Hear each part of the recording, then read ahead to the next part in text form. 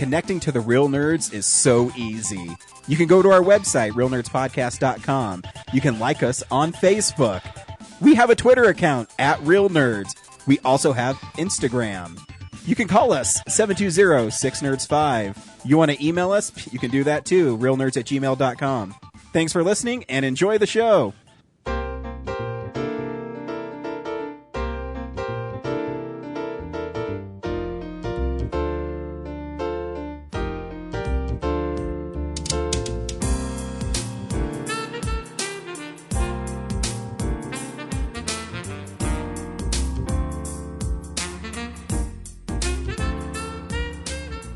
Welcome to Real Nerds Podcast, unofficially the official podcast of Denver Comic Con 2017 and beyond. I am Ryan, and I am with the OG Nerds, which consist of Brad and James.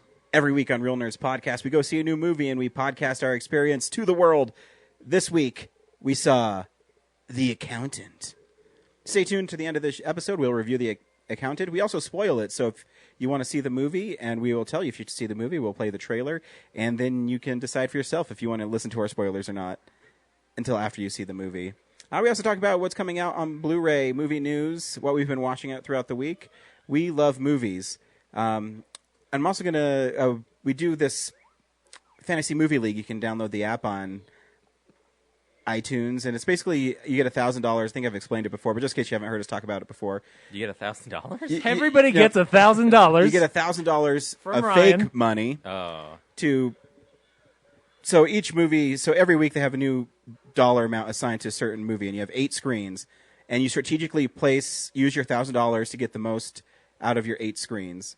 And Brad constructed a trophy for himself because he knows he's going to win this one. So he's like, I'm going to go ahead and make a trophy. Even though I'm going to win this one, it's going to be like the Shiva, where we'll pass it around and switch out the title on it every time there's a new. Yeah, that'll be quarterly. cool. It looks nice. It's a gold film reel on like a stand. It's a wooden stand. A wooden stand. It's actually like a staircase knob that I repurposed Nice. into a stand and then painted it. And that reel is some old Super 8 reel from back in the day. You're just so handy. That's right. Man, it's impressive. It is. So, if you want to join the league, just send us a message and we'll send you the password. And then if Encouraging people to sign up to try and beat me. yeah, Yeah, of course.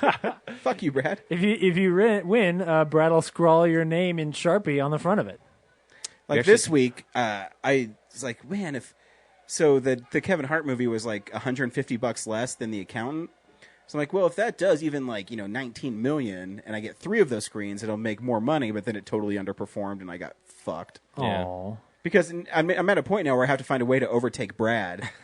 So I have to strategically. I don't look at what you pick beforehand, but I got to strategically. Well, no one can. Can you? I don't think so. Yeah. So I try to strategically line them up now. I fucked up the first 2 weeks of this fall movie schedule, but I'm back on track now. I'm doing pretty good now, but Yeah. I fell too far behind at the beginning. I don't know. I could conceivably screw up and. Oh, you can and you will. You might have a chance. The arrogance. Did you hear that? There's a world, Ryan, where I could screw up and you could win. There isn't probably a world where you could screw up and I would win. At this point. What's yours? Is yours the Dr. Acula one? Yeah. Dr. Acula's movie Funhouse. And last week I forgot. It happens. Our favorite place to see movies is at the Alamo Drafthouse. This is what's playing at the Alamo Drafthouse next week. Hello. Hi, I'm Kevin Smith.